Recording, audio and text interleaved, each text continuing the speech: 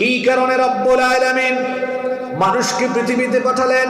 মানুষের উপরে আল্লাহর হক, এই মানুষের উপরে আল্লাহর অধিকার কি? আমার আল্লাহ কোরআনে কারীমের 51 নম্বর সূরা সূরাতুজ যারিয়াতের 56 নম্বর আয়াতে বললেন, ওয়া মা খালাকাতুল জিন্না ওয়াল ইনসা ইল্লা লিয়াবুদুন। আমি জিন এবং মানুষকে কেবলমাত্র আমার গোলামের জন্য সৃষ্টি করেছি। মানুষকে আমি এই কারণেই সৃষ্টি করলাম, মানুষ যেন শুধু আমার ইবাদত করে।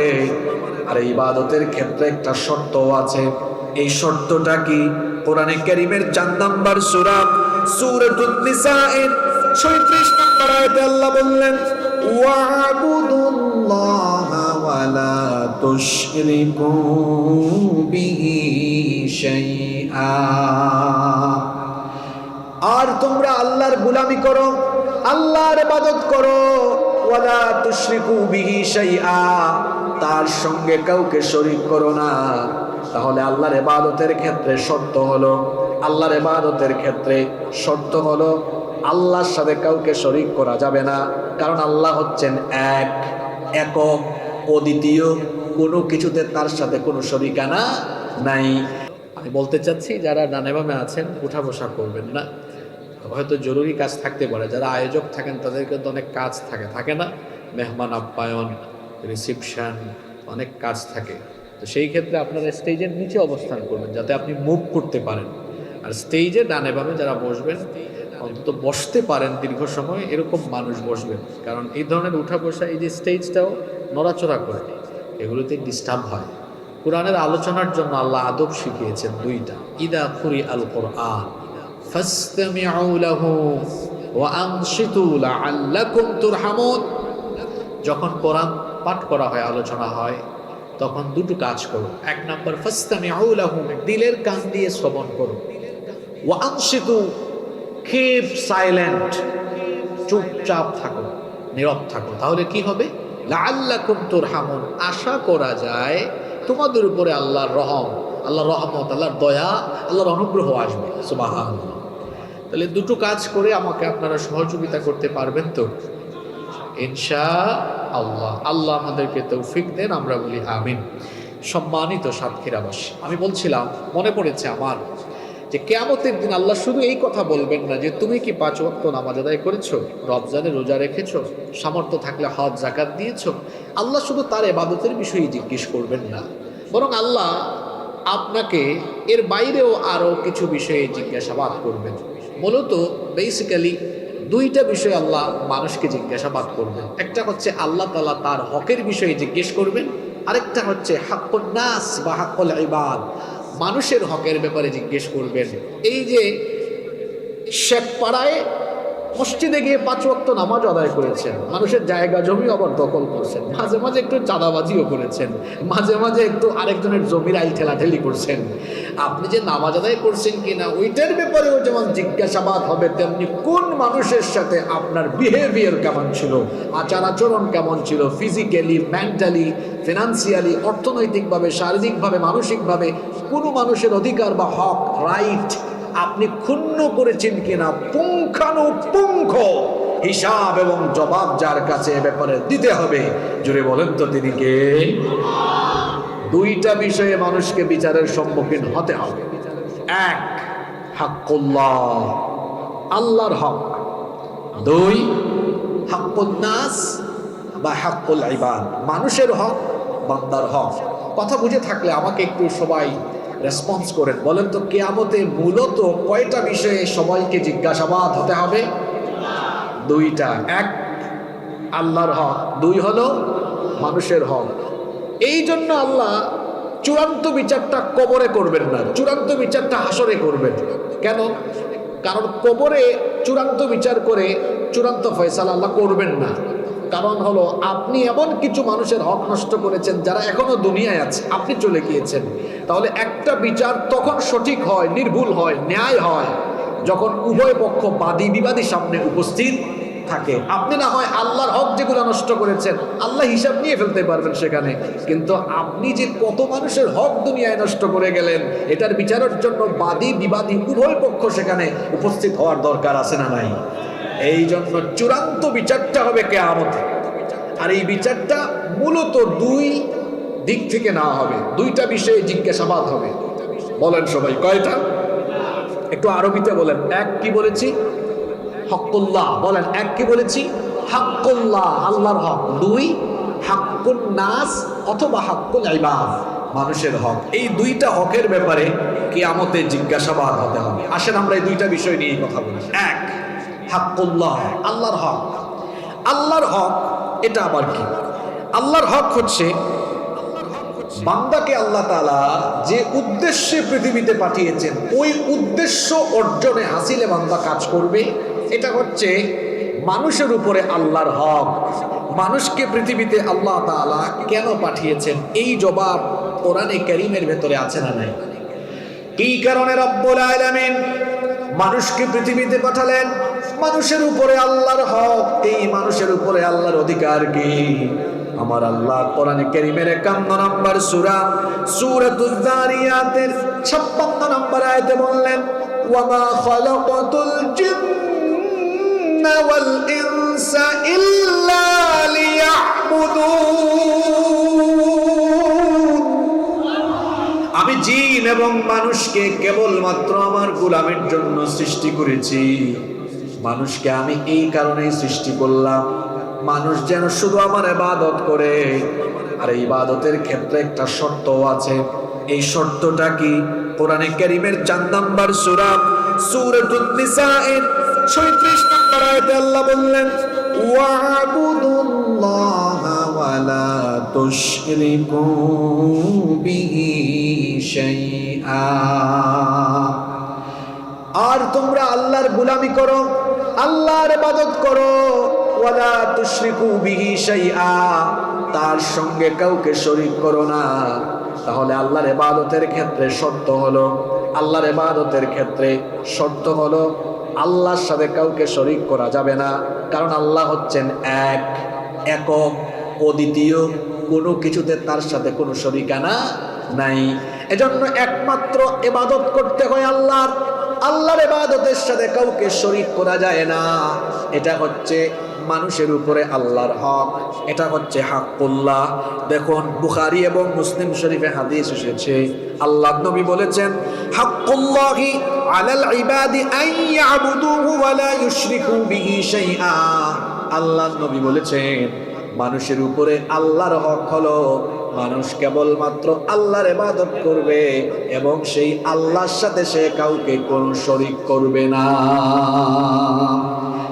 মানুষের উপরে আল্লাহর হক হলো মানুষ একমাত্র ইবাদত করবে, জোরে বলেন তো কার? আল্লাহ। সে আল্লাহর সাথে কাউকে শরীক করবে না। এটাই হচ্ছে মানুষের উপরে আল্লাহর হক। কেউ যদি আল্লাহর সেই হক নষ্ট করে, ভাইয়েরা খেয়াল করে শোনেন, কেউ যদি আল্লাহর সেই হক নষ্ট করে, তাহলে আল্লাহর হক নষ্ট করে আল্লাহর কাছ থেকে আবার ক্ষমা পাওয়ার চান্স আল্লাহ রেখেছেন, সুযোগটা আল্লাহ রেখেছেন। কারণ আমার আপনার গুনাহ যত বেশি, আমার আল্লাহর দয়ার পরিমাণ তার থেকে আরো বহু গুণে বেশি। আল্লাহু আকবার। আমার আল্লাহর দয়ার পরিমাণ আপনার গুনাহের পরিমাণের থেকে বহু গুণে বেশি।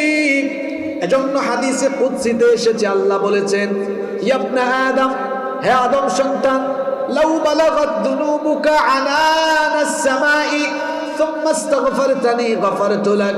হে আদম সন্তান, তুমি শোনো, তোমার গুনাহ যদি এত পরিমাণ হয়, গুনাহ করতে করতে যদি ওই সুবিশাল সুউচ্চ বিস্তৃত আকাশের উচ্চতায় পৌঁছে যায়, কিন্তু তুমি যদি তোমার গুনার জন্য লজ্জিত অনুতপ্ত হয়ে আমার কাছে একবার তওবার মাধ্যমে মাফ চাও, জেনে রাখো বান্দা, আমিও আকাশ সমপরিমাণ রহমত নিয়ে হাজির হয়ে তোমার সব গুনাহ আমি মাফ করে দিব।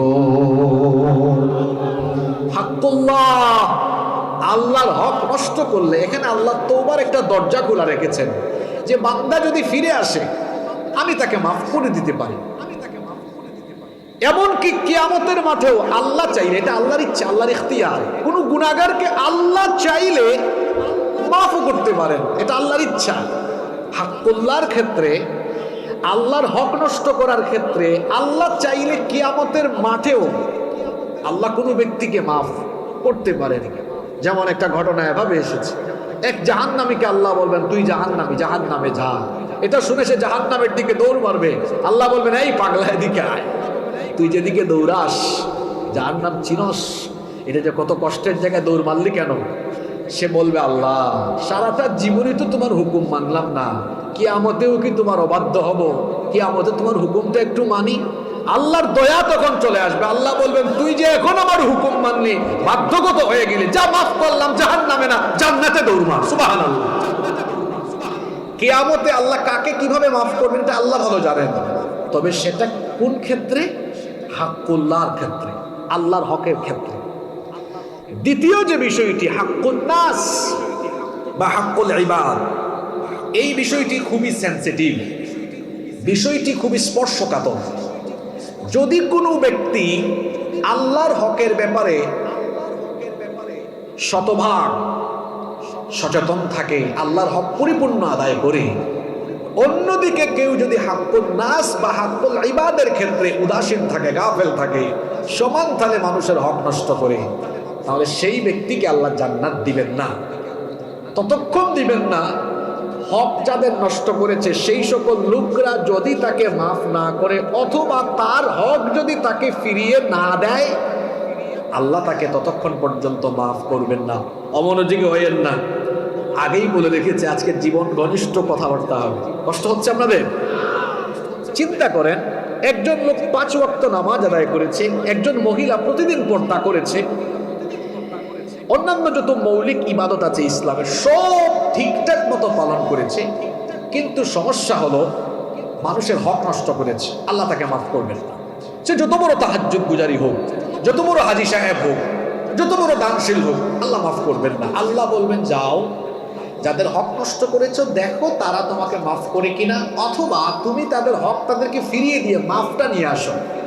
তাহলে হাক্কুন নাস হাক্কুল ইবাদ, বান্দার হকের ক্ষেত্রে এই ব্যক্তি মাফ পেতে হলে আগে মাফ আনতে হবে আল্লাহর কাছ থেকে না ওই সংশ্লিষ্ট ব্যক্তির কাছ থেকে? সংশ্লিষ্ট ব্যক্তির কাছ থেকে। এই জায়গাটা কত সেন্সিটিভ চিন্তা করেন। আল্লাহ মাফ করবেনই না। আল্লাহ বলবেন আগে তুমি দেখো সে তোমাকে মাফ করে কিনা।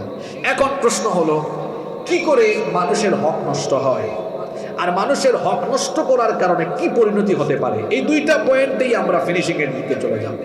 আগে দেখুন কি করে মানুষের হক নষ্ট হয়। আমি মৌলিকভাবে এখানে 15টা পয়েন্ট এক এক করে আপনাদের সামনে তুলে ধরছি। এইভাবে মানুষের হক নষ্ট হয়, পারলে মুখস্থ করেন। নাম্বার 1, 1 নাম্বার, কেউ যখন কারো উপরে জুলুম করে তখন সে তার হক নষ্ট করে। এক জুলুমের মাধ্যমে মানুষের হক নষ্ট হয়। জুলুম শব্দটা বাংলা না আরবি? আরবি।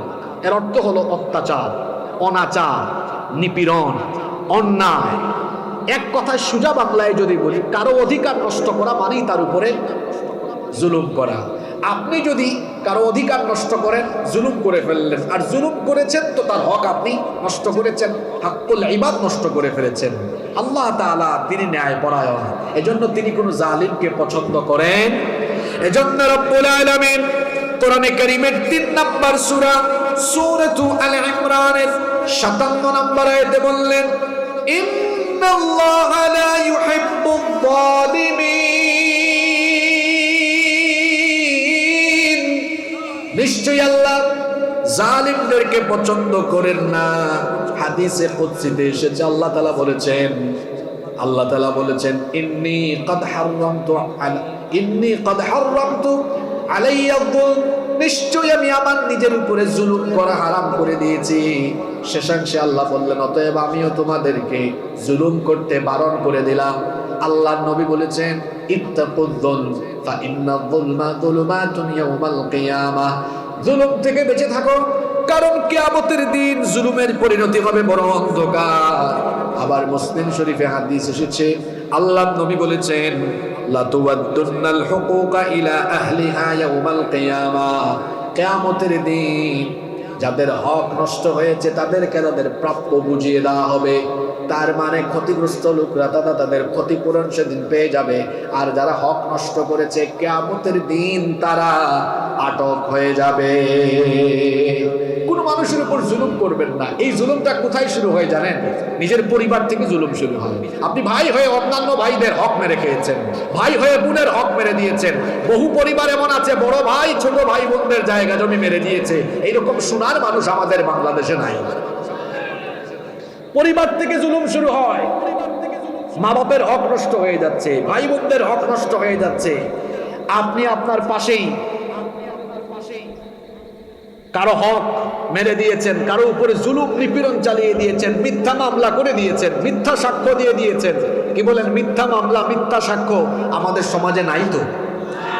আপনি কি তার অধিকার রক্ষা করলেন না অধিকার ক্ষুণ্ণ করলেন?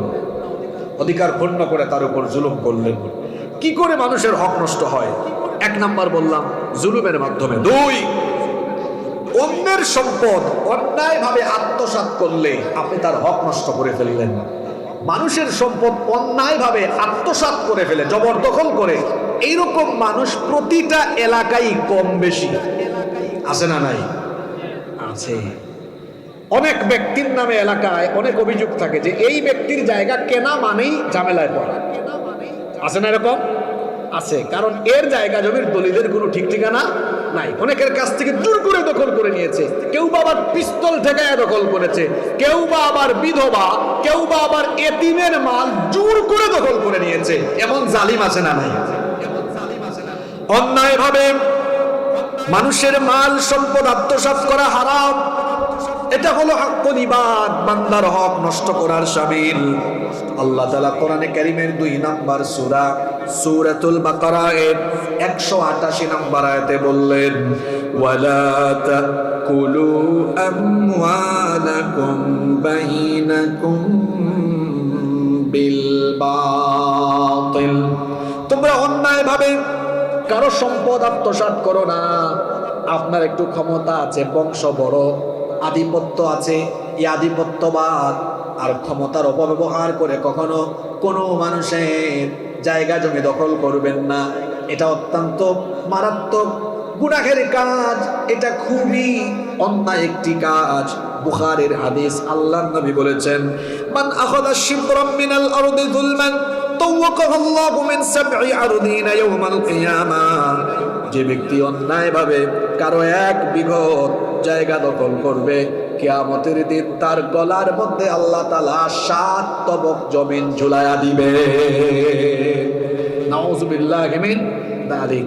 এলাকাটা বড়, বংশ বড়, আপনি এখন ক্ষমতায় আসছেন, আপনার দল ক্ষমতায়, কাজটা করলেন কি? ইচ্ছা মতো দখল করা আরম্ভ করলেন। এই দখলবাজি করে আপনি পার পাবেন না। দখলবাজির পরিণতি কিয়ামতে তো ভয়াবহ হবে, দুনিয়ায় দখলবাজির পরিণতি ভালো হয় না। যারা ক্ষমতার অপব্যবহার করে একটা সময় আল্লাহ এদেরকে এমন শাস্তি দেন, সবকিছু ফালাইয়া থুইয়া জান বাঁচাইয়া দৌড় মারা লাগে। মানুষের সম্পদ আত্মসাৎ করবেন না। আমাদের দেশের পারপাস এটা অনেক বেশি হয়। একটু ক্ষমতা পাইলেই দেখবেন বেশিরভাগ মানুষ জালিম হয়ে ওঠে। আমাদের দেশে এটা খুব বেশি। যখন মজলুম থাকে তখন মুখের ভাষা একরকম, আর যখন ক্ষমতা পায় মুখের ভাষা হয়ে যায় আরেক রকম। কি বলেন আপনারা, একমত না দ্বিমত? মজলুম থাকা অবস্থায় এই যে বর্তমানে আমাদের দেশের পার্লামেন্টে সংবিধান নিয়ে 2 পক্ষের খুব উত্তপ্ত কথাবার্তা ছোড়াছুড়ি হচ্ছে, ঠিক না? ইউটিউবে যান, একটু 17 বছর দেখেন, দেখবেন 2 দলই 17 বছর এক বয়ান দিয়েছে যে সুযোগ পাইলে এটা আমরা ছুঁড়ে মারব, ঠিক না? ঠিক। আমাদের অবস্থা হয় কেমন জানেন? আমরা মজলুম অবস্থায় মুখের ভাষা থাকে একরকম, ক্ষমতা থাকলে হয়ে যায় আরেক রকম। না, ক্ষমতা মানুষকে কখনো কখনো সম্মানিত করে যারা ক্ষমতার সঠিক ব্যবহার করে, আবার ক্ষমতা কখনো কখনো মানুষকে বেইজ্জত করে, লাঞ্ছিত করে যখন সেটার অপব্যবহার আপনি করবেন। ক্ষমতা পেয়ে কখনো অপব্যবহার করবেন না। এর কারণ কি জানেন? আমাদের কারো ক্ষমতা চিরস্থায়ী না। রাতে আছে তো দিনে নাই, সকালে আছে তো বিকালে। ক্ষমতা থাকবে, দেখবেন সামনে পুলিশ, পিছনে পুলিশ, পাইলেই সাপ সাপ ক্ষমতাটা যাক, যেই হাত দিয়া সালাম মারছে, পাও দিয়া সেলুট মারছে, ওই হাত পাও দিয়া সমান তালে তখন পিটাবে। এই হলো বাস্তবতা। কিন্তু আমরা বেশিরভাগই সেটা অনুধাবন করতে পারি। আল্লাহ সুমতি সুবুদ্ধি দান করেন, বলেন আমিন।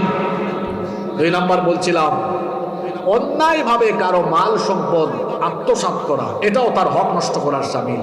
বিশেষ করে ইয়েতিমের ক্ষেত্রে এটা বেশি হয়। আরে আমার দেশে বেশি দূরে যাওয়া লাগবে না, পরিবারের মধ্যে এটা বেশি চলে। মনে করেন 4 ভাই 5 ভাই, কোনো ভাই মারা গেছে, তার ছেলে মেয়ে আছে, অন্য কোনো একজন ভাই জোর করে তার ভাইয়ের জায়গা জমি দখল করে ওই 3 ছেলে মেয়েদেরকে সম্পদ থেকে বঞ্চিত করে। এরকম জালিম কম বেশি বিভিন্ন এলাকায় আছে না নাই? আল্লাহ রসুল বলেছেন, যে এতিমের মাল খায় সে তার পেটের ভেতরে জাহান্নামের আগুন ঢুকায়। শুধু তাই নয়, যে ব্যক্তি এতিমকে আঘাত করে, আল্লাহ নবী বলেছেন, যে এতিমকে কষ্ট দেয় সে সরাসরি আমাকে কষ্ট দেয়। কারণ আমার নবী এতিম ছিলেন। কেমন এতিম ছিলেন? দুনিয়াতে আসার আগেই বাবা হারিয়ে বাপ হারা এতিম হয়েছেন।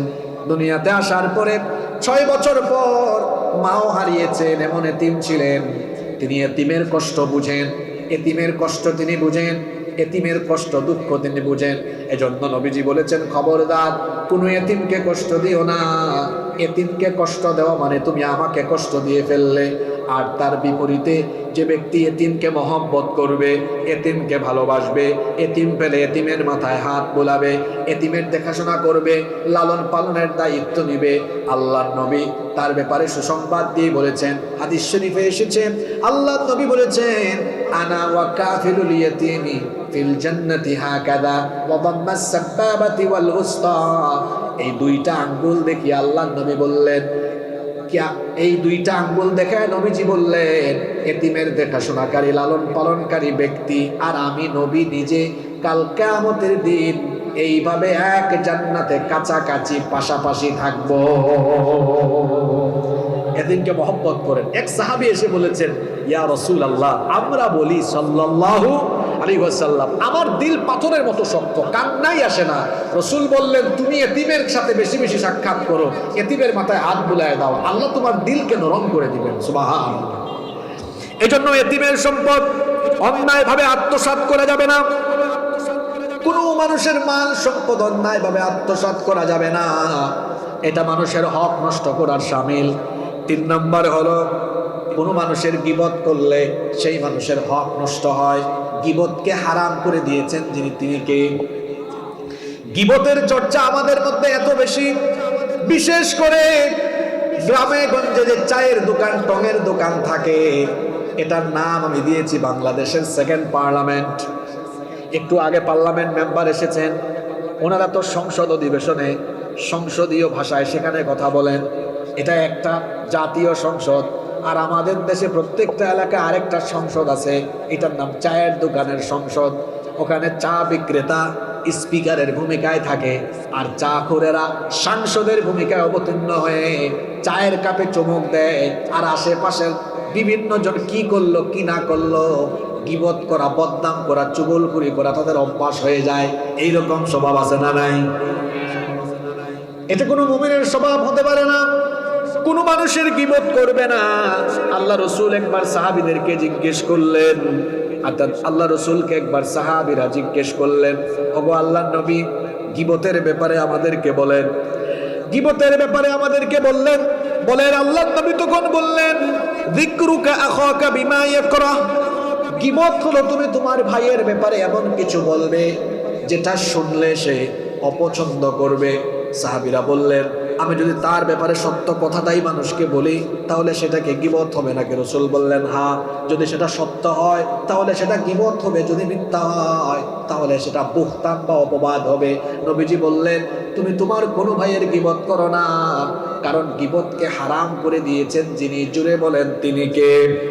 রব্বুল আলামিন কোরআনে কারীমের 49 নম্বর সূরা সূরাতুল হুজুরাতের 12 নম্বর আয়াতে বললেন, ওয়ালা ইয়াগতাব বা'দুকুম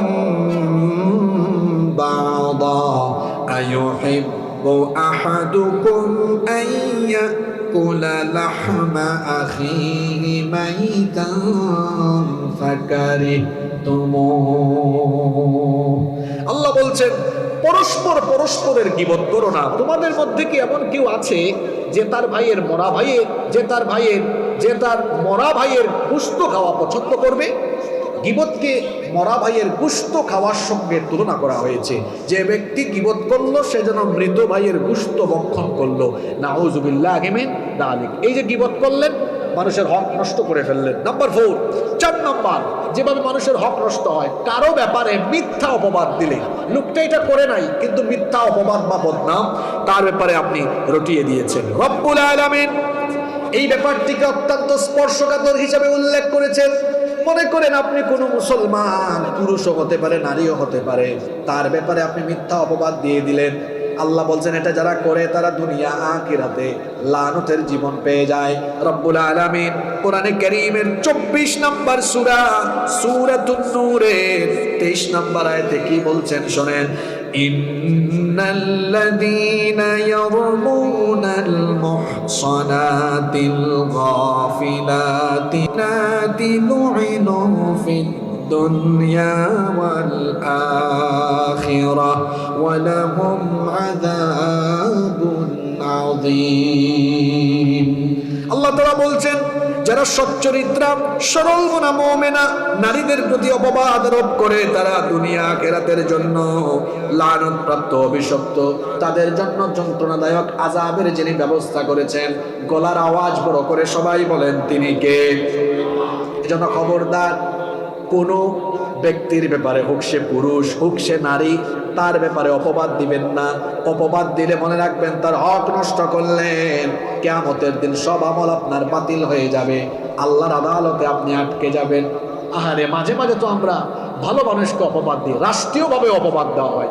ভালো ভালো মানুষ, এমনকি বিশ্ববরেণ্য ব্যক্তিবর্গ যারা সারা জীবন কোরআন মানুষের দুয়ারে দুয়ারে ছড়িয়েছেন, দেখেন না তাদেরকে শুধুমাত্র রাজনৈতিক প্রতিহিংসার কারণে ধর্ষণকারীর মতো মারাত্মক চারিত্রিক অপবাদ দিয়ে হত্যা করা হয়েছে। এই অপবাদের বিচার হবে। দুনিয়ার হয় নাই তো কি হয়েছে? দুনিয়ায় হয় নাই তো কি হয়েছে? আখিরাতে আল্লাহর আদালত থেকে কেউ রেহাই পাবে না। একজন ভালো নারী, আপনি তার ব্যাপারে মিথ্যা অপবাদ দিয়েছেন। একজন ভালো মানুষ মিথ্যা অপবাদ দিয়েছেন, এটা খুব জঘন্য গুনাহ, কিন্তু আপনার খবর আছে। আরেকটা হাদিস আমার মনে পড়লো, কেউ যদি কাউকে বেজ্জত করে, আল্লাহ তাআলা দায়িত্ব নেন তাকে বেজ্জত করা। আল্লাহ তাকে বেজ্জত করে ছাড়বেন। আপনাদের চোখের সামনে দেখায় দেই, যারা আলেমদেরকে ধরে ধরে জেলখানায় দড়ি দিয়া বেঁধে বেঁধে টেনে টেনে উঠাতো, আল্লাহ এদেরকে ধরেছেন, এমন বেজ্জত করেছেন। এরা যখন আদালতে গিয়েছে, আপনারা দেখেছেন আলেমরা যখন আদালতে যেতেন, মানুষ দেখলে চোখের পানি ছাড়তো, দোয়া করতো, নফল রোজা রাখতো। যারা আলেমদেরকে বেজ্জত করেছিল, একটা সময় দেখা গিয়েছে মানুষ তাদের জন্য দোয়া করা দূরের কথা, সুযোগ পাইলে শুধু পচা ডিম আর সেরা জুতা নিক্ষেপ করেছে। এই হলো পরিণতি। ইতিহাস কাউকে ক্ষমা করে। হাদিসটা মনে পড়লো, এর জন্য বললাম, কেউ কাউকে বেজ্জত করলে আল্লাহ নিজ দায়িত্বে তারা বেজ্জত করে ছাড়বেন। কাউকে অপবাদ দিবেন না, কাউকে সম্মানহানি করবেন না। আল্লাহ আমাদেরকে হেফাজত করেন, বলেন আমিন। 4 নাম্বার তো গেল অপবাদ। 5 নাম্বার, প্রতারণা করলে মানুষের হক নষ্ট হয়। প্রতারণা করলে মানুষের হক নষ্ট হয়। এই প্রতারণা এখন চলছে, রাষ্ট্রীয়ভাবেও চলে, এমনিও চলে। গতকাল আমি আপনাদের কলারোয়া রোড দিয়ে ঢুকছিলাম, অল্প কিছুক্ষণ ঢুকে রাস্তা ব্যারিকেড দেওয়ার যাইতে পারি, এরপরে আমি ব্যাক করেছি, অন্য রুট ব্যবহার করে আমি গিয়েছি। পেট্রোল পাম্পে কোনো একটা ঝামেলা হয়তো হয়েছে, আমি আর গাড়ি থেকে নামিও নেই, মানুষকে জিজ্ঞেস করি নাই, শুধু বুঝছি এখানে কোনো বিরাট ঝামেলা হচ্ছে। পুলিশও আসতে শুনছি একটা মারামারি হয়েছে। প্রতারণার কথা আমি বলছি এই কারণে, ওদিকে গভর্নমেন্ট বলে পর্যাপ্ত পরিমাণ জ্বালানি আছে, আর পাম্পে গেলে বলে কিচ্ছু নাই। জনগণ পড়ছি আমরা পাটাপুতাইদের মাঝখানে, আমরা যাবো যে কোন দিকে বুঝি না। এরা গেলে বলে আসে, জিজ্ঞেস করলে আসে কিনা, কই আছে তো পর্যাপ্ত, আর এদিকে গেলে বলে কিছুই নাই। কার কথা সত্য কার কথা মিথ্যা এটা তারাই ভালো জানে, আর আল্লাহ ভালো জানে, ঠিক না বেঠিক? হ্যাঁ, মধ্যপ্রাচ্যে অস্থিরতার কারণে জ্বালানির সংকট হতে পারে, যদি সংকট হয় সরকার স্বীকার করুন, বলেন হ্যাঁ সংকট আছে, ক্যাম্পেইন চালান কিভাবে আমরা এই সংকট থেকে উত্তরণ হতে পারি। আর যদি সরকারের কথা সত্য হয়, তাহলে এরা কি চায়, এরা কি চায়, কেন দেয় না? আর সবচেয়ে বড় কথা হলো, প্রতিদিন এত মোটরসাইকেলের লাইন বা থাকে কেন, এটা আমার মাথায় আসে না। কারণ একবার টাঙ্কি লুট করলে, যাদের বাইক আছে ভাই একটু সহযোগিতা করেন তো। যেমন আমি তো গাড়ির হিসাব জানি, যেমন আমার 1800 সিসিতে 1 লিটারে আমি অন্তত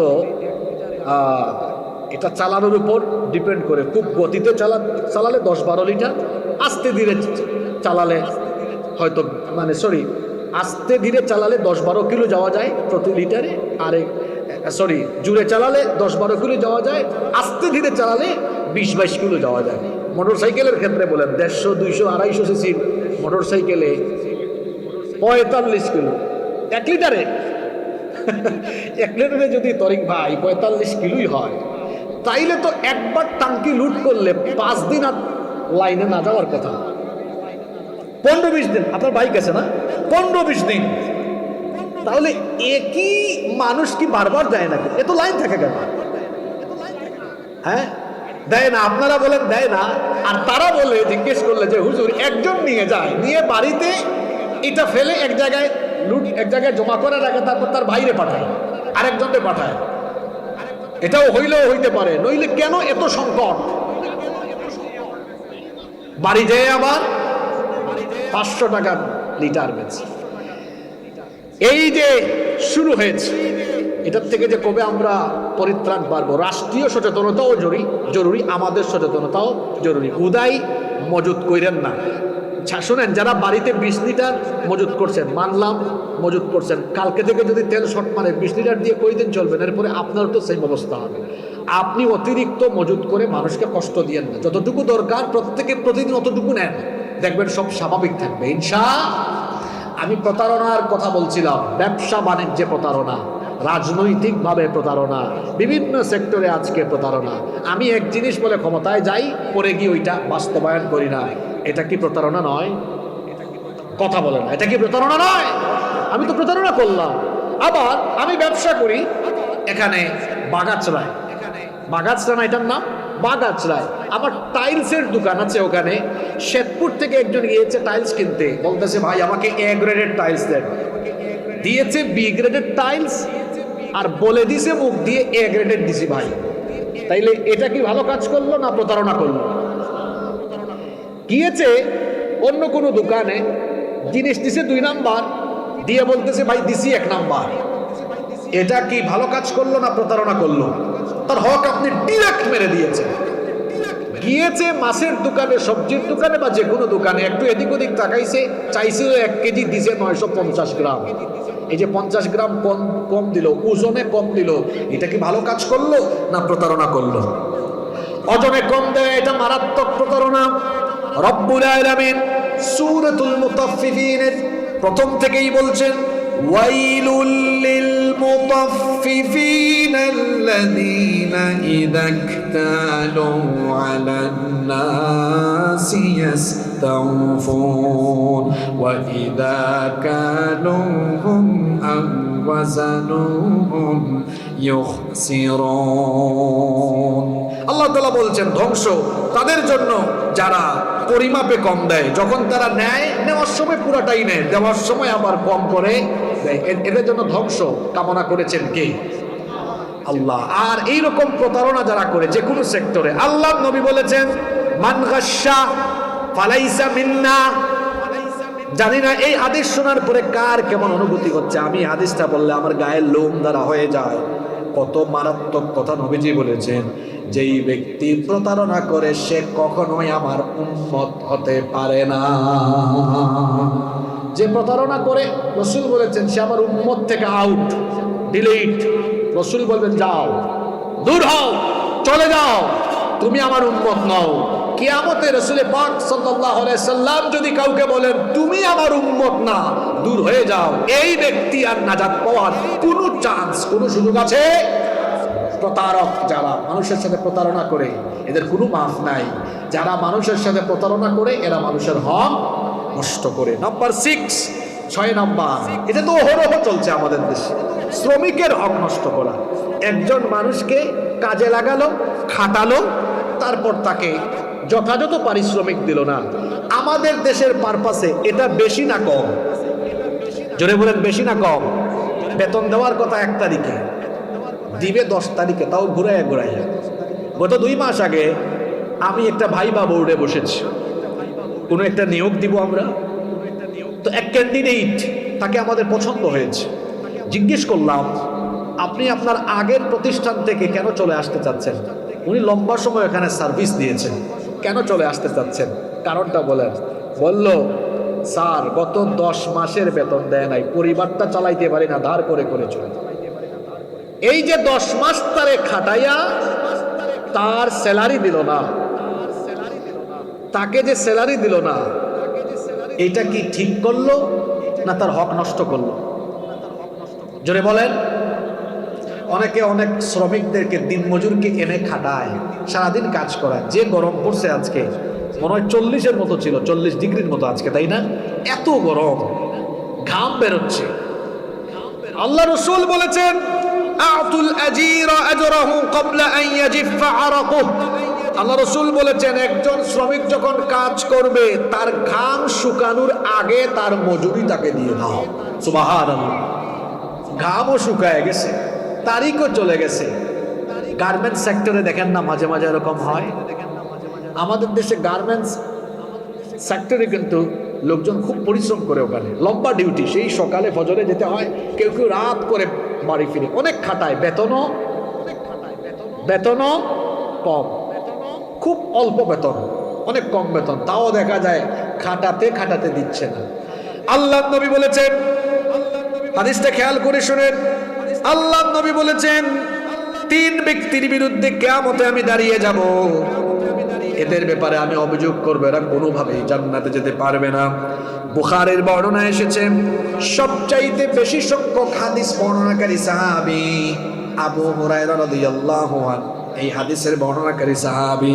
তিনি বলছেন, নবী করিম সাল্লাল্লাহু আলাইহি ওয়াসাল্লাম বলেছেন, আল্লাহ তাআলা বলেন, এটা হাদিসে কুদসি, সালাতাতুন আনা খাসমুহুম ইয়াউমাল কিয়ামা, কিয়ামতের দিন আমি 3 ব্যক্তির বিরোধী থাকব।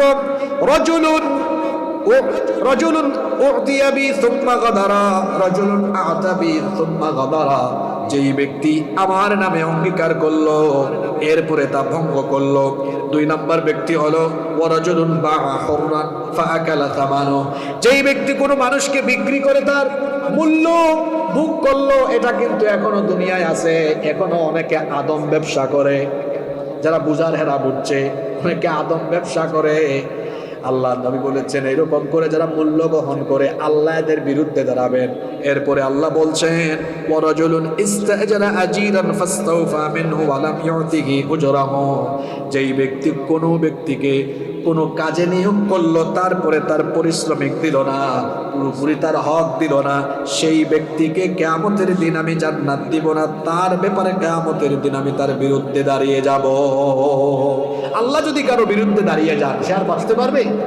কোনোভাবেই না। নাম্বার 7 নাম্বার, কি করে মানুষের হক নষ্ট হয়?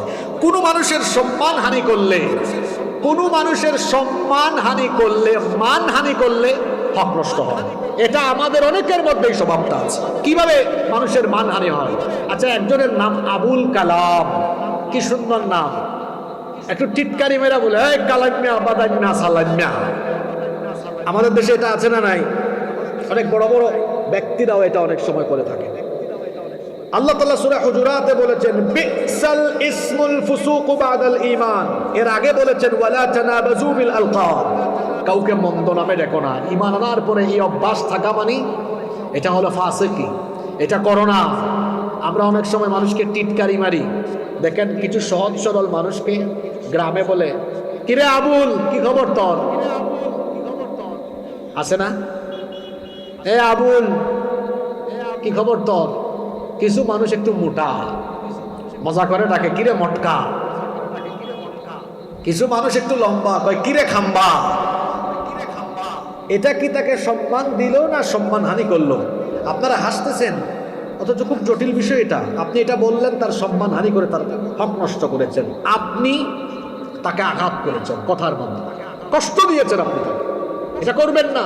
সে কি মোটা নিজে নিজে হয়েছে? সে কি লম্বা নিজে নিজে হয়েছে? কেউ চিকন, তাই কিরে চিকনা? হ্যাঁ, আপনাদের এলাকায় কি অন্য কিছু বলে নাকি? এই যে মানুষকে এভাবে বিকৃত নামে ডাকা বা ঠাট্টা উপহাস করা, এটা করলে সম্মানহানি হয়। মুসলিম শরীফের হাদিস, রাসূল বলেছেন, কুল্লুল মুসলিমি আলাল মুসলিমি হারামুন দামুহু ওয়া মালুহু ওয়া ইরদুহু। এক মুসলমানের জন্য আরেক মুসলমানের রক্ত, সম্পদ ও সম্মান সবই হারাম, এগুলো সে নষ্ট করতে পারবে না। নাম্বার 8, 8 নাম্বার, আত্মীয়তার সম্পর্ক ছিন্ন করা। যে ব্যক্তি আত্মীয়তার সম্পর্ক ছিন্ন করে, সে কোনোদিনও আল্লাহর জান্নাতের গন্ধ পাবে। আল্লাহর নবী বলেছেন, লা ইয়াদখুলুল জান্নাতা কাতিউর রাহম। আত্মীয়তার সম্পর্ক ছিন্নকারী ব্যক্তি কিয়ামতের দিন জান্নাতে যেতে পারবে না, তার জন্য আল্লাহ জান্নাত হারাম করে দিয়েছেন। 9 নাম্বার হলো কারো ব্যাপারে মিথ্যা সাক্ষ্য দেওয়া। কেউ যদি কারো ব্যাপারে মিথ্যা সাক্ষ্য দেয়, সে তার হক নষ্ট করে। দেখেন না, মিথ্যা সাক্ষ্য দিতে দিতে দিতে দিতে আমরা এত নিচে নেমে গিয়েছি।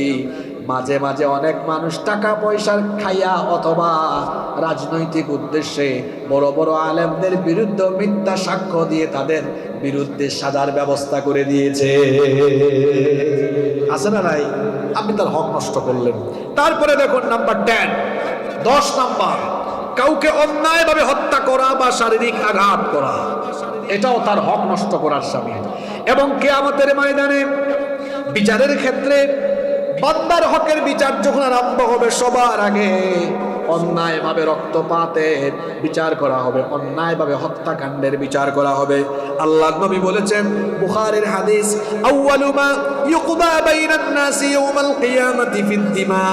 কিয়ামতের দিন মানবাধিকার পর্যায়ে প্রথম যে বিচার করা হবে সেটি হচ্ছে রক্তপাতের ব্যাপারে। আপনি যদি কোনো মানুষকে অন্যায়ভাবে শরীর থেকে রক্ত ঝরান, শারীরিক আঘাত করেন, কাউকে যদি আপনি নির্যাতন করেন, নিপীড়ন করেন, গুম করেন, খুন করেন, হত্যা করেন, কিয়ামতের দিন এই বিষয়ে প্রথমেই যিনি মানবাধিকার বিষয়ে বিচার করবেন তিনি কে?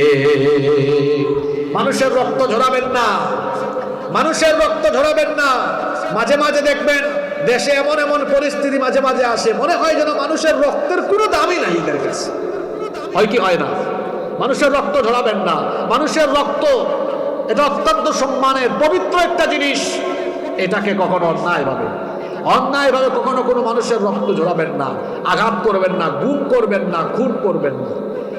আমি একটা বিষয়ে কথা বলতে চাই, সেটি হচ্ছে এই যে গুম খুন অধ্যাদেশ নামে একটা অধ্যাদেশ বাতিল করা হয়েছে, জানেন কিনা আপনারা? কোরআনের কথা বলার সময় প্রাসঙ্গিক কিছু ইস্যু আসবে, এগুলো বলতে হবে। ইন্টারিম গভর্নমেন্ট একটা অধ্যাদেশ জারি করেছিল যে গুম খুনে সম্পৃক্ত যদি আইন শৃঙ্খলা বাহিনীর কেউ হয়, তাহলে অভিযুক্তকে সরকারের অনুমতি ছাড়াই গ্রেফতার করা যাবে। বিষয়টা ভালো না খারাপ? কথা বলে না, ভালো না খারাপ? কারণ অতীতে দেখা গিয়েছে রাষ্ট্রীয় বাহিনী গুম খুনের নেতৃত্ব দিয়েছে। আমি কি মিথ্যা বলেছি? মিথ্যা বললে দাঁড়িয়ে বলেন, কেউ সাহস থাকলে বলেন দাঁড়িয়ে যে হুজুর মিথ্যা বলেছে। আমি তো তথ্য উপাত্তের ভিত্তিতে কথা বলছি। অতীতে এমন গুম খুনের ঘটনা ঘটেছে যেখানে আইন শৃঙ্খলা বাহিনীর কেউ কেউ সরাসরি নেতৃত্ব দিয়েছে। সত্য না মিথ্যা? এজন্য ইন্টারিম গভর্নমেন্ট এই অধ্যাদেশ জারি করেছিল, এটা করা যাবে না।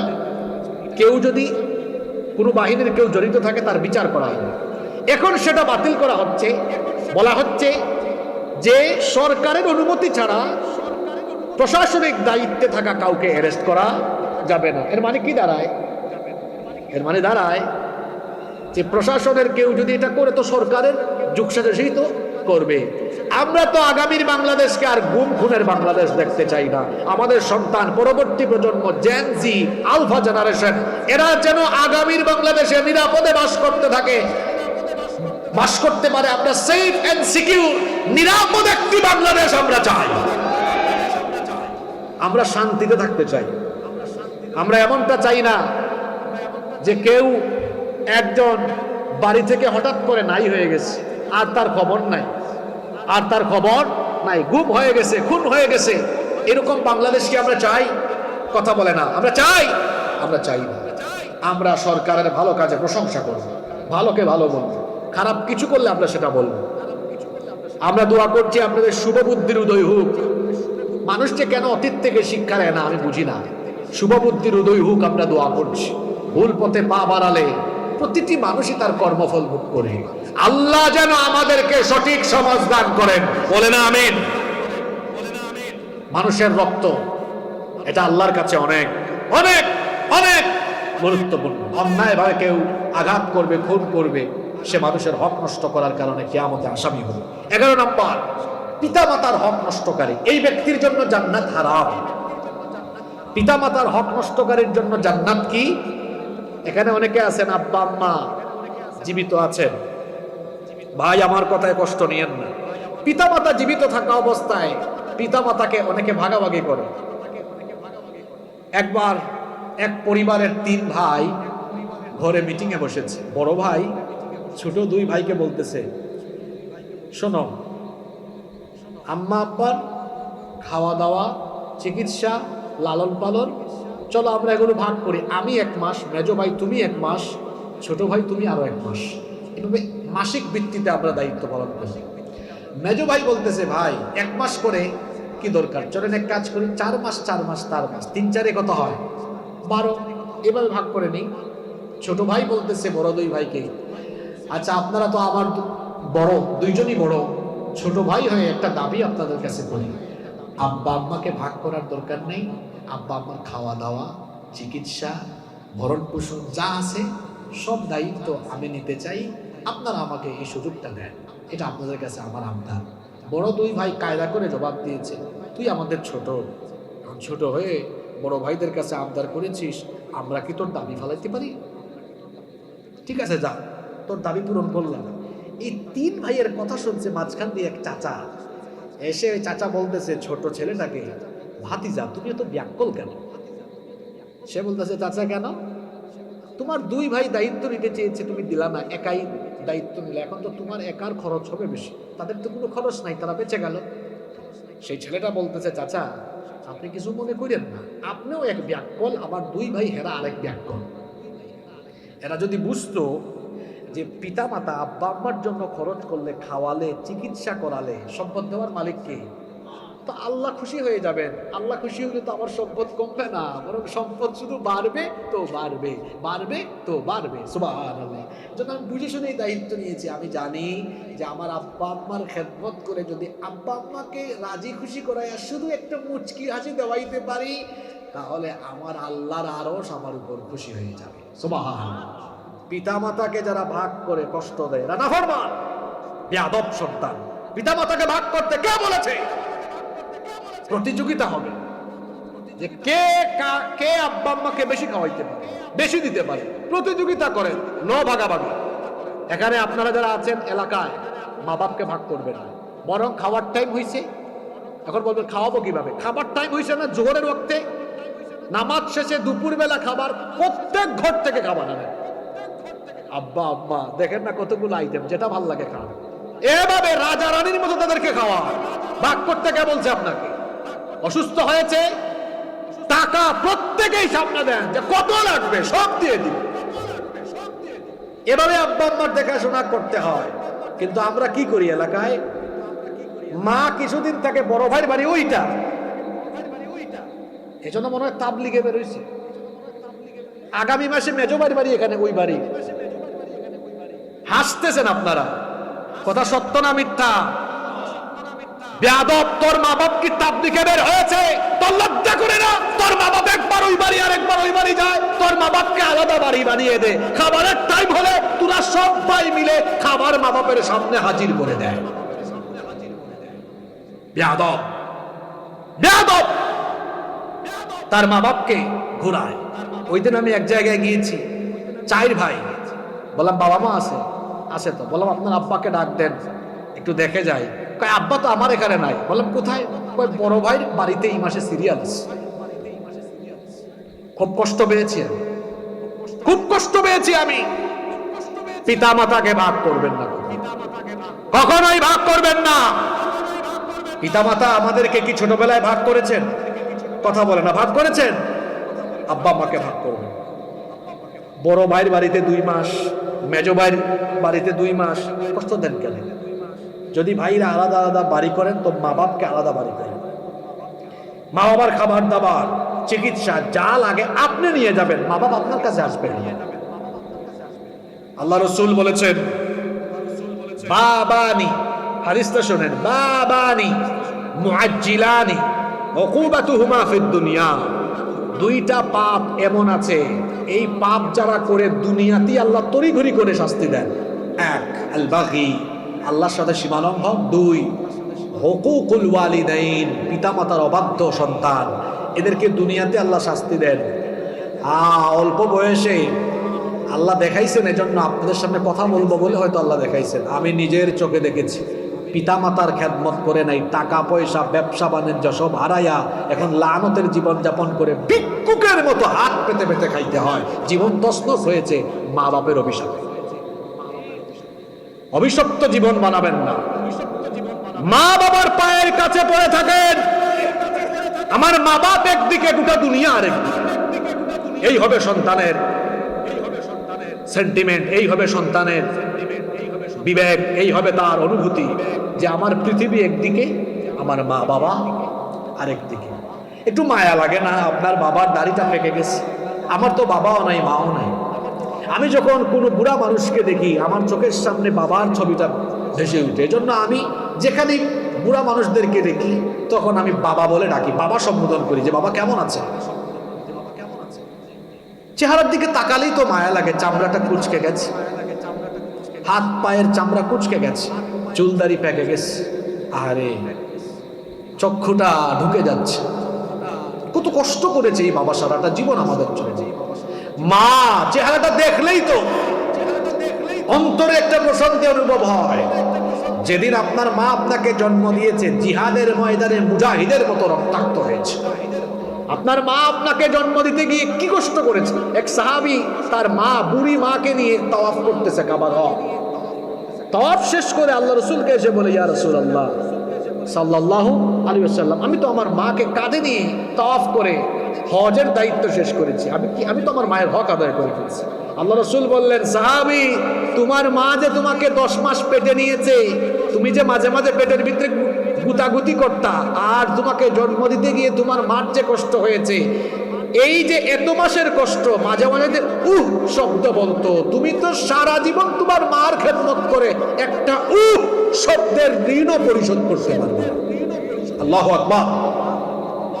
সেই মা, সেই বাবাকে আঘাত করবে, মা বাবার খেদমত করবে। পিতা মাতার অবাধ্য সন্তান বিনা হিসাবে জাহান্নাম। কি বলেছি? কি হিসাবে জাহান্নাম? কথাটা সবাই বলেন, কি হিসাবে? সেন্টেন্সটা মনে রাখবেন। পিতা মাতার অবাধ্য সন্তান বিনা হিসাবে। আল্লাহ বলবেন, তোর সাথে আমার কিসের হিসাব? বের হ, দূর হ, তোর সাথে কোনো হিসাব নাই, আমার তোর সাথে কোনো কথাই নাই, তুই সোজা জাহান্নাম। কেন? রাসূল পাক বলেছেন, রিদার রাব্বি ফি রিদাল ওয়ালিদাইন ওয়া সাখাতুল্লাহি ফি সাখাতিল ওয়ালিদাইন। পিতামাতার সন্তুষ্টিতে আল্লাহ সন্তুষ্ট, পিতামাতার অসন্তুষ্টিতে আল্লাহ অসন্তুষ্ট। আমার মা গত নভেম্বরে মারা গিয়েছেন। আমি আমার মায়ের কাছে প্রতিদিন হুদাই আন্দাজেই বলতাম, আম্মা আপনি আমাকে মাফ করে দিয়েন, আমাকে মাফ করছেন তো? আমার আম্মা প্রায় একটা কথা আমাকে বলতো, যে তুই প্রতিদিন মাফ চাস কেন? তোর উপর তো আমার কোনো অভিযোগ নাই, কষ্ট নাই, প্রতিদিন চাস কেন? আমি বললাম, মা এই জন্য চাই, কারণ তুমি যদি নারাজ থাকো আমার কোনো কিছু কাজে লাগবে না, সব শেষ হয়ে যাবে। আর তুমি যদি বলো সন্তুষ্ট, আমি জানি আমার আমলের ক্ষেত্রে দুর্বলতা থাকলেও তুমি সন্তুষ্ট, তো আল্লাহ সন্তুষ্ট। সুবহানাল্লাহ।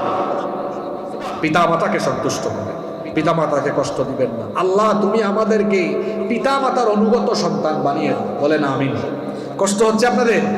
আমরা শেষ পর্যায়ে আসতেছি, খুব খেয়াল করে শুনেন। নাম্বার 12, 12 নাম্বার, ঋণ পরিশোধে অবহেলা করলে, ঋণ পরিশোধ না করে যদি মারা যান, তাহলে ওই ব্যক্তির যে ঋণ রেখে মারা গেলেন, কিয়ামতে এটা যথাযথ বিচার হবে এবং হাক্কুল ইবাদ নষ্ট করার অপরাধী হবে। অনেক ব্যক্তিরই হাসিয়ত আছে, অনেকে তো বহু ঋণ রেখে, হাজার হাজার কোটি টাকা ঋণ রেখে মারা যায়। কি বলেন, এরকম আছে না নাই? আল্লাহর নবী বলেছেন মাতলুল গানিয়্যি যুলমুন, সামর্থ্য থাকা সত্ত্বেও যেই ব্যক্তি ঋণ পরিশোধ করে না সে ব্যক্তি জুলুম করলো।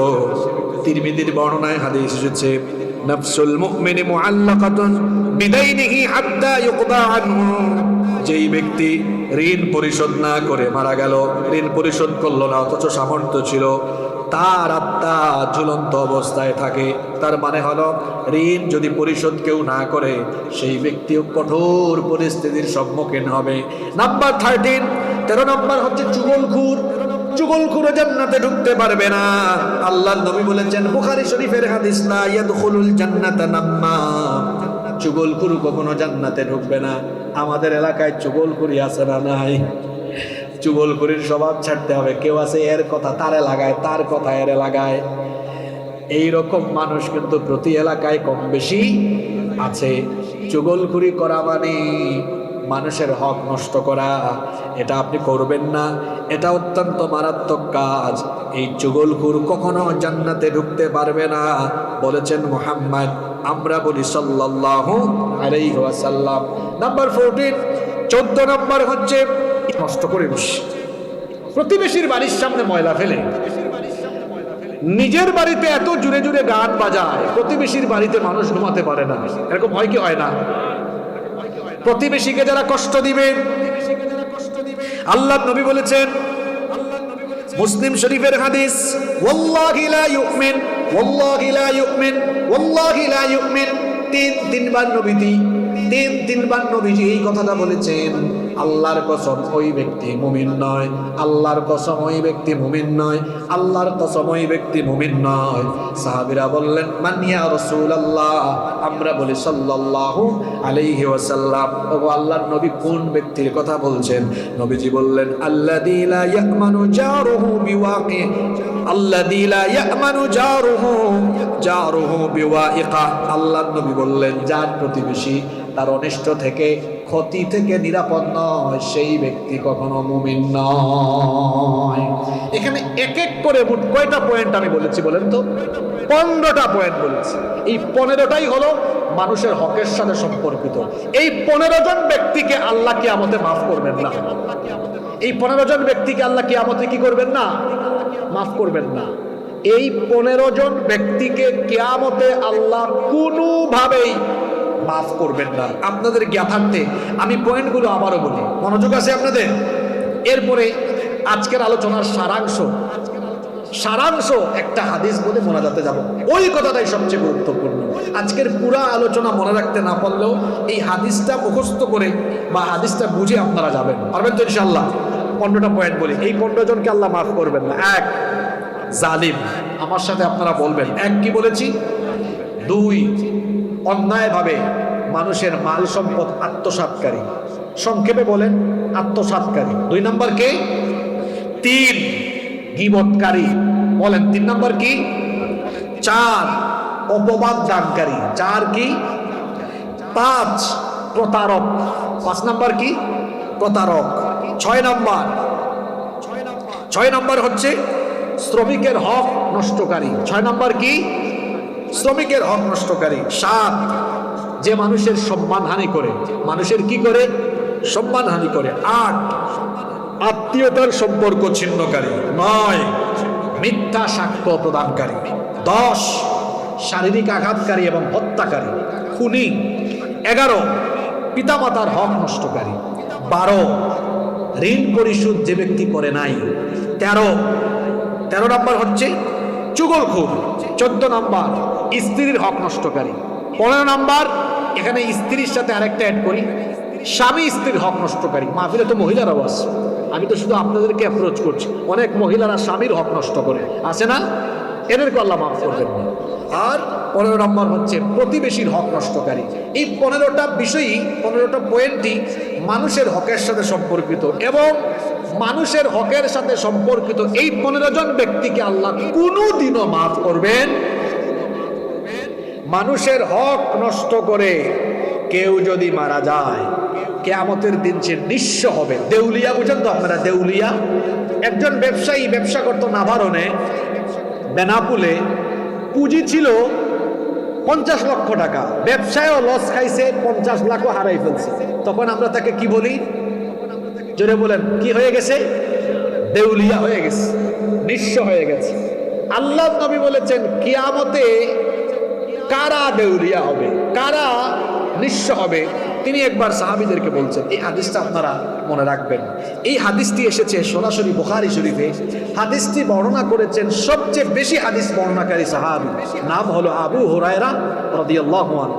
তিনি বলছেন আল্লাহর নবী সাহাবীদেরকে একদিন বললেন, আতাদরুনা মাল মুফলিস, সাহাবীরা তোমরা কি জানো আমার উম্মতের সবচেয়ে দেউলিয়া আর নিঃস্ব ব্যক্তিটি কে? সাহাবীরা তখন বললেন, ইন্নাল মুফলিসা ফিনা মাল্লা দিরহাম লাহু ওয়ালা মাতা, নিশ্চয়ই আমাদের মধ্যে সবচেয়ে দেউলিয়া এবং নিঃস্ব হলো ওই ব্যক্তি যার কোনো দিরহাম নাই, টাকা নাই, পয়সা নাই, সম্পদ নাই, সেই হলো দেউলিয়া, সেই হলো অসহায়। আল্লাহ নবী বললেন, না, তোমাদের উত্তর ঠিক হয় নাই। সাহাবায়ে কেরাম তো অবাক, তাহলে দেউলিয়া কোন ব্যক্তি, অসহায় কোন ব্যক্তি? তখন তারা নবীজিকে বললেন, ওগো আল্লাহর নবী, তাহলে আপনি আমাদেরকে বলেন প্রকৃত দেউলিয়া, প্রকৃত অসহায় কোন ব্যক্তি? আল্লাহর নবী তখন বললেন, ইন্নাল মুফলিসা মিন উম্মতি মান ইয়াতি ইয়াউমাল কিয়ামাতি বিসালাতিন ওয়া সিয়ামিন ওয়া যাকাত, নিশ্চয়ই আমার উম্মতের মধ্যে সবচেয়ে দেউলিয়া, অসহায় হলো ওই ব্যক্তি যেই ব্যক্তি কিয়ামতের দিন নামাজ, রোজা, হজ, যাকাত এবং অন্যান্য নেক আমল নিয়ে উঠবে। হাতের মধ্যে আমল নামা যখন দেওয়া হবে, দেখা যাবে আমল নামা নেকি দ্বারা পরিপূর্ণ। কিন্তু আশ্চর্যের ব্যাপার হলো, তার হাতে যখন আমল নামা দেওয়া হবে, সে দেখবে আমল নামায় নেকি আর নেকি, কিন্তু কিছুক্ষণের মধ্যে তার সকল আমল বরবাদ হয়ে যাবে, বাতিল হয়ে গিয়ে সেই ব্যক্তি আমল শূন্য হয়ে নিঃস্ব এবং দেউলিয়া হয়ে যাবে। কথাটা একটু বুঝাই বলি। এই যে দেখেন আমার হাতে একটা লিফলেট, এই পৃষ্ঠায় লেখা আছে না? আছে না? বলেন তো, এই পৃষ্ঠায় কি লেখা আছে? একজন ব্যক্তি কিয়ামতে উঠলো, তার হাতে আমল নামায় এইরকম নেকি আর নেকি, কিছুক্ষণ পর দেখবে কিচ্ছু আর নাই, তো গেল কোথায়? রাসূল বুঝিয়ে বলেছেন, তিনি যেভাবে সাহাবীদেরকে বুঝায় বলছেন, আমি আপনাদেরকে বুঝায় বলি। আল্লাহ রসুল বললেন, এই ব্যক্তির হাতে আমল নামা আসবে, দেখবে আরে বাপরে বাপ, 5 ওয়াক্তের নামাজি, তাহাজ্জুদ গুজারি, হাজি সাহেব, হজ করেছে, বহুবার উমরা করেছে, দান ছিল, বিরাট বড় দান ছিল, আসছিল শেখপাড়ায়, মাহফিলে আইসেই মারছে 1 লাখ, বিরাট বড় দান ছিল, ভালো ভালো আমলের অভাব নাই। লোকটা তো হাতে আমল নামা পায়, খুশিতে একদম আনন্দে আনন্দে আত্মহারা, খুশিতে মাতোয়ারা। আল্লাহ বলবেন, এই দাঁড়া, ত্যাগ কর, তুই যে কত মানুষের হক নষ্ট করেছিস, এবার তাদেরকে লাইন ধরানো হবে। দেখা যাবে এবার ওই যে একজনের জায়গা দখল করছে, হে হাজির, মিথ্যা মামলা দিয়েছে, অপবাদ দিয়েছে, গালি দিয়েছে, এতিমের মাল নষ্ট করেছে, বেজ্জত করেছে, গীবত করেছে, অপবাদ দিয়েছে, মা বাপের হক নষ্ট করেছে, প্রতিবেশীর হক নষ্ট করেছে, যত মানুষের হক নষ্ট করেছে, এই মানুষগুলো লাইনে দাঁড়ান। মনে করেন এই মিডিয়ার ভাইরা যেহেতু এক সাইডে আছে, একটু বুঝাই বলে, মনে করেন এরা হচ্ছে ক্ষতিগ্রস্ত, তবে আমরা তাদেরকে ক্ষতিগ্রস্ত হওয়ার দোয়া করি না, দোয়া করছি আল্লাহ তাদের সবাইকে বরকত দিয়ে ভরপুর করে দেন, বলেন আমিন। এটা কথার কথা। মনে করেন এই ভাইয়ের হিসাব চলছে, আর এই ভাই তো এত খাওয়ান খাওয়াইছে, এইটা বলি কেমনে, এটা উদাহরণ দিচ্ছে আর কি। আমার ভাই খুব রুচিশীল মানুষ, তো যাই হোক, ওনার বিচার চলছে, ওনাকে না বলি, ভাবি রাগ করবে বাসা থেকে। মনে করেন এখানে একজন আসে, মিস্টার এক্স, তার বিচার চলছে, আমল নামা নেকি দিয়ে পরিপূর্ণ। এখন এই ব্যক্তি, এই যে এখানে যারা আছে, এরা সবার হক নষ্ট করছে, উনার গীবত করছে, উনারে নিয়ে চুগলখুরি করছে, উনারে ফাঁসি দিয়ে মাইরা ফেলছে। তরিক ভাইয়ের 7 বিঘা জায়গা দখল করছে, ওই ভাইয়ের দোকান থেকে চাঁদাবাজি করছে, ওই পাঞ্জাবি পরা ভাইয়ের দোকানপাট সব লুটে পুটে নিয়ে গেছে। এগুলো আল্লাহর হক না মানুষের হক? কথা বলেন, কার হক?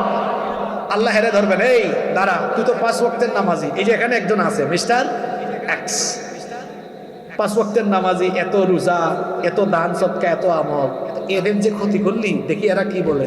এই 60ওয়ালা ভাইকে বললাম, ভাই আজকে কিয়ামতের মাঠে কি চান ক্ষতিপূরণ? বিপদে আসি, দেখেন তার আমল নামায় কোনো নেকি টেকি আছে কিনা, এগুলা দেন। সবাই একই কথা বলে। এবার আল্লাহ তাআলা ওই ব্যক্তির সারা জীবনের কষ্ট করা নেক আমলগুলো দিতে দিতে দিতে দিতে দেখা যাবে ওইদিকে পাওনাদারের লাইন এখনো বাকি, আর তার আমলের খাতা, জোরে বলেন আমলের খাতা। আল্লাহ রসুল বলেছেন আল্লাহর হক আদায় করার পরেও শুধু মানুষের হক নষ্ট করার কারণে কিয়ামতে নিজের আমল থেকে নেকি অন্যকে ক্ষতিপূরণ দিতে দিতে দিতে দিতে নিজে আমল শূন্য হয়ে জাহান্নামী হবে যেই ব্যক্তি, আমার উম্মতের সবচেয়ে অসহায় নিঃস্ব দেউলিয়া হলো সেই ব্যক্তি। আমরা কি কিয়ামতের মাঠে এইরকম দেউলিয়া নিঃস্ব আর অসহায় হতে চাই? জোরে বলেন হতে চাই? তওবা করুন। আর তওবা করে, আমি তো কথা শেষ করি, তওবা করে যেই মানুষের হক নষ্ট করেছেন তাকে গিয়ে তার হকটা ফিরিয়ে দেন, নইলে হক ফিরানোর সামর্থ্য না থাকলে মাফটা আদায় করেন। তওবা কবুলের শর্ত হলো 5টি। আমি বলেছি প্রথমে তওবা করেন, তওবাটা প্রতিদিন করা উচিত। আল্লাহর হক বান্দার হক উভয়ের জন্য তওবা করেন, কিন্তু সেই তওবা কবুল হওয়ার জন্য 5টা শর্ত। কয়টা শর্ত? 1, আপনি যে পাপী আল্লাহর কাছে স্বীকারোক্তি দিবেন, আল্লাহ আসলেই আমি পাপী। 2 নাম্বার, লজ্জিত হবেন, আল্লাহ আমি খুব অনুতপ্ত হয়েছি। 3 নাম্বার, সরাসরি মাফ চাইবেন আল্লাহর কাছে। 4 নাম্বার, এই পাপ আর সেকেন্ড টাইম কখনোই করবেন না, আল্লাহর সাথে ওয়াদাবদ্ধ হবেন। 5 নাম্বার, তওবাটার কবুলই হবে না 5 নাম্বারটা যদি পূরণ না করেন। যদি কোনো মানুষের হক নষ্ট করে থাকেন, সরাসরি গিয়ে তার হকটা যদি ফিরিয়ে দেওয়ার মতো সামর্থ্য ক্ষমতা থাকে দিবেন, ফিরিয়ে দিবেন। না থাকলে পা ধরে মাফ চাই, পা ধরে মাফ চাই। মাফ না দিলে আসবেন না। যদি মাফ না চান, খবর আছে কিয়ামতে জান্নাত আপনার মামু বাড়ি না, গিয়াই দৌড় মারবেন। জান্নাত আপনার নানান বাড়ি না। 2-5 লাখ টাকা দান কইরা, কয়েক ওয়াক্ত নামাজ পড়া, হজ কইরা, তাহাজ্জুদ কইরা নামাজ চলে যাবেন, এত সোজা। জান্নাত আপনার মামু বাড়ি। মানুষের হক আদায় করেন। আজকে বাড়িতে গিয়ে আব্বা আম্মার পা ধরে মাফ চান, আজকে এখনই যাবেন, মাফ চান পা ধরে। বউয়ের হক নষ্ট করলে ফিরে আয়। বোনেরা যারা মহিলা প্যান্ডেলে আছে, স্বামীর কাছে মাফ চাইবেন, হক নষ্ট করবেন না। এক কথায় যে 15টা পয়েন্ট, এবং এই 15টার সাথেই অন্যান্য বিষয়গুলো রিলেটেড, শাখা পোশাখা আছে। এক কথায় মানুষের সাথে সংশ্লিষ্ট কোনো প্রকার অধিকার কোনো মানুষের খর্ব করা যাবে। এই হাক্কুল্লাহ আর হাক্কুল ইবাদ। কিয়ামতে বিচার হবে এই 2টা বিষয়ে। জোরে বলেন তো, কিয়ামতে বিচার হবে কয়টা বিষয়ে? আল্লাহর হক, বান্দার হক। আল্লাহর হক, বান্দার হক। আজকে আল্লাহর হক আর বান্দার হক নিয়ে আলোচনা করলাম। এই 2টা হক যথাযথ আদায় করুন, যথাযথভাবে এই 2টা হকের ব্যাপারে সচেতন হন, তাহলেই আমরা কিয়ামতে আল্লাহর তরফ থেকে নাজাত পাবো ইনশাআল্লাহ। খুব ভদ্র মানুষ আপনারা, কেউ দাঁড়াবেন না, মুনাজাত করে বাড়ি যাবো আমরা। আমাদের ইন্তেজামিয়া কমিটির ভাইদের কোনো বক্তব্য বা কথা থাকলে সমাপনী আমরা শুনবো, আর না থাকলে আমরা মুনাজাত দিয়ে শেষ করব। ইকরাম ভাই, আপনাদের কোনো কথা আছে? না, মুনাজাত দিয়ে দিব। গজল না শোনাইলাম?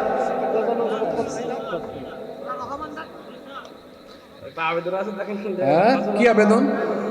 এখানে তো কোনো, এখানে একটা আবেদন আমি পেয়েছি মোনাজাতের ব্যাপারে। আচ্ছা, গজল তো গাইলাম আমি। গজল গাওয়ার ফাঁকে আপনারা দৌড় মারবেন না তো? হ্যাঁ, নাকি দৌড় মেরে দিবেন? আমরা মোনাজাত করে একসাথে উঠবো ইনশাআল্লাহ। কার বাড়ি বেশি দূর? আমার বাড়ি বেশি দূরে না আপনাদের বাড়ি বেশি দূরে? জোরে বলেন, কার বাড়ি বেশি দূরে? তাহলে আপনারা কি আমাকে রেখে দৌড় মারবেন নাকি? না। আল্লাহুম্মা আমিন। আলহামদুলিল্লাহি রাব্বিল আলামিন والصلاة والسلام على أشرف الأنبياء والمرسلين.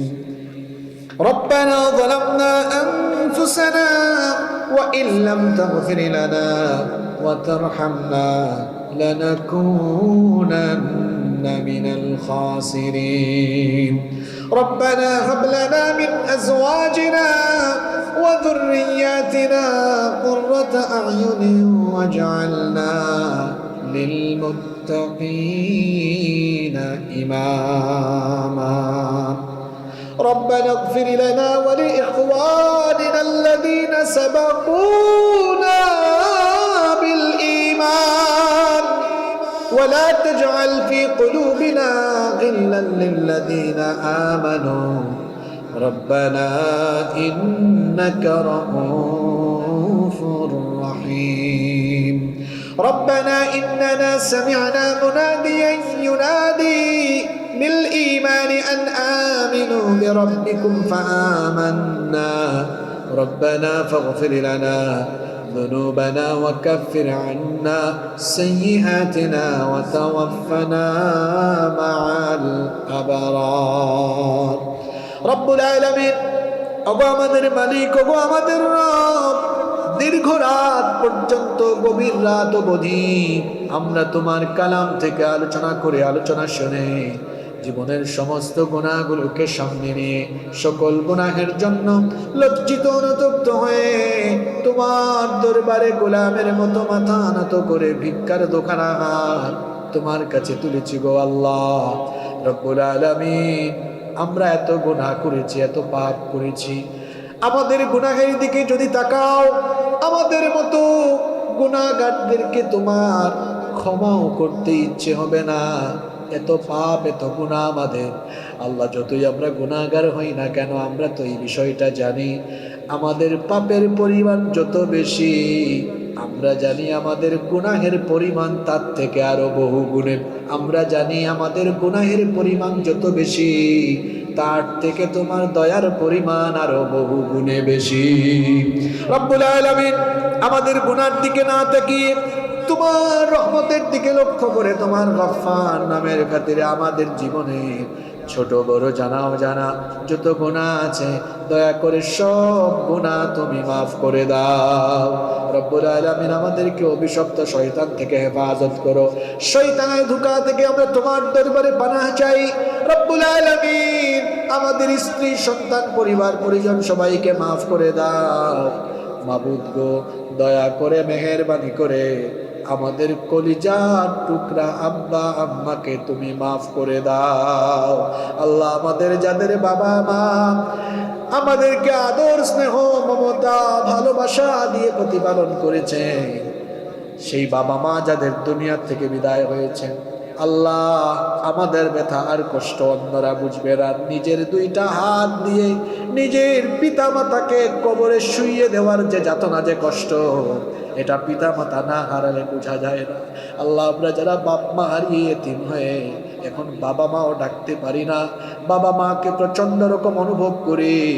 আল্লাহ আমাদের ব্যথা অন্যরা বুঝবে না বাবা মা কত কষ্ট করেছে আমাদের জন্য কত ত্যাগ তিতিক্ষা কত কষ্ট কত যন্ত্রণা সহ্য করে আমাদেরকে তারা লালন পালন করেছেন সেই মা বাপ যাদের দুনিয়া থেকে বিদায় হয়ে কবরের বাসিন্দা হয়েছে মাবুদ আমরা দোয়া করছি আমাদের কবরবাসী আব্বা আম্মার কবরকে তুমি জান্নাতুল ফেরদাউস বানিয়ে দাও আল্লাহ আমাদের যাদের আব্বা আম্মা বেঁচে আছেন নেক হায়াত বাড়িয়ে দাও যতদিন আমাদের আব্বা আম্মা বেঁচে থাকবেন আমাদেরকে আমাদের বাবা মায়ের খেদমত করার তৌফিক দান করে দাও আল্লাহুম্মা গফিরলি ওয়া লিওয়ালিদাইয়া ওয়া কুর রাব্বিরহামহুমা কামা রাব্বায়ানি সগীরা রাব্বিরহামহুমা কামা রাব্বায়ানি সগীরা রব্বুল আলামিন আমাদের যত আত্মীয় স্বজন কবরে চলে গিয়েছেন তাদেরকে মাফ করে দাও এই শেখপাড়া কিসমত ইলিশপুর এলাকায় কবরস্থানে যত মুর্দাগান শহীদ আল্লাহ সবাইকে তুমি মাফ করে দাও রব্বুল আলামিন আমাদের অভাব অনটন দূর করে দাও আমরা যে যে সমস্যায় আটকে আছি সমাধানের ব্যবস্থা করে দাও আমাদের মধ্যে যারা ঋণগ্রস্ত ঋণ পরিশোধের তৌফিক দাও আল্লাহ আমাদের চাকরি বাকরি ব্যবসা বাণিজ্যে তুমি বরকত দিয়ে দাও রব্বুল আলামিন আমাদের এক ভাই দোয়া চেয়েছেন আল্লাহ আমাদের ভাই ইকরাম ভাই গত 3 বছর আগে তার আব্বা মারা গিয়েছেন রব্বুল আলামিন তার আব্বাকে তুমি মাফ করে দাও মসজিদের মধ্যে ফজরের নামাজের জামাতরত অবস্থায় দুনিয়া থেকে চলে গেছে আল্লাহ তুমি তোমার বান্দাকে মাফ করে দিয়ে তার কবরটাকে তুমি জান্নাতুল ফেরদাউস বানিয়ে দাও। রব্বুল আলামিন এই এলাকার কবরস্থানে শুয়ে থাকা সবাইকে মাফ করে দাও। আজকের এই মাহফিলকে কবুল আর মঞ্জুর করে নাও। এই মাহফিলে যারা দান সদকা করেছেন, সহযোগিতা করেছেন, আল্লাহ সবাইকে তুমি মাফ করে দাও, সবার দান সদকা কবুল করে নাও। এই মাহফিলের সাথে যারা সম্পৃক্ত, কাল কিয়ামতের কঠিন ময়দানে এই মাহফিলকে আমাদের সকলের জন্য তুমি নাজাতের জরিয়া বানিয়ে দিও রব্বুল আলামিন। বিশেষ করে এই এলাকার যুবক তরুণ ভাইয়েরা এই মাহফিলের জন্য বড় পরিশ্রম করেছেন, কষ্ট করেছেন। মাবুদ গো, তুমি দয়া করে এই যুবক তরুণ ভাইদের গুনাহ খাতাগুলো মাফ করে দাও, তাদের আব্বা আম্মাকে মাফ করে দাও। আল্লাহ আমার কলিজার টুকরা এই যুবক ভাইদেরকে তুমি দ্বীনের জন্য কবুল করে নাও রব্বুল আলামিন। অসংখ্য মা বোনেরা মাহফিলে এসেছেন, আমার মা বোনদের জীবনের গুনাহ খাতা মাফ করে দাও, তাদেরকে পর্দায় থাকার তৌফিক দাও। আমার মা বোনদেরকে আবেদা সালেহা কানেতা বানিয়ে দাও রব্বুল আলামিন। যত মানুষ এখানে হাত তুলেছে প্রত্যেকের দিলের নেক বাসনা পূরণ করে দাও। আমার সাথে যারা আমিন আমিন বলছেন প্রত্যেকের দিলের সকল চাহিদা, সকল কামনা বাসনা তুমি আল্লাহ কবুল করে নাও রব্বুল আলামিন। আমার প্রিয় মাতৃভূমি এই বাংলাদেশকে তুমি হেফাজত করো, দেশি বিদেশি ষড়যন্ত্র চক্রান্ত থেকে হেফাজত করো আল্লাহ। সকল সংকট দূর করে দিয়ে রহমত বরকত দিয়ে আমার বাংলাদেশকে তুমি ভরপুর করে দাও আল্লাহ। আজীবন আমাদেরকে তোমার দ্বীনের পথে অটল অবিচল থাকার তৌফিক দিয়ে দাও। সাল্লাল্লাহু তাআলা আলা খায়রি খালকিহি মুহাম্মাদিন ওয়া আলিহি ওয়া আসহাবিহি আজমাইন রব্বুল আলামিন। প্রবাসী ভাইয়েরা এই মাহফিলের জন্য বড় কষ্ট করেছেন, প্রবাসী ভাইয়েরা ব্যাপকভাবে সহযোগিতা করেছেন আল্লাহ। আমার প্রবাসী ভাইদেরকে মাফ করে দাও। এই রেমিটেন্স যোদ্ধা প্রবাসী ভাইদেরকে বিদেশের জমিনে তাদেরকে সুখে শান্তিতে নিরাপদে রাখো আল্লাহ। তাদের উপার্জনে বরকত দাও, তাদের প্রবাস জীবনকে সুখময় শান্তিময় নিরাপদ তুমি বানিয়ে দাও। বিফদ্লি সুবহান রাব্বিকা রাব্বিল ইজ্জাতি আম্মা ইয়াসিফুন ওয়া সালামুন আলাল মুরসালিন ওয়ালহামদুলিল্লাহি রাব্বিল আলামিন। ওয়া জাআল আখিরা কালামিনা ইনদাল মাউতি লা ইলাহা ইল্লাল্লাহু মুহাম্মাদুর রাসূলুল্লাহ।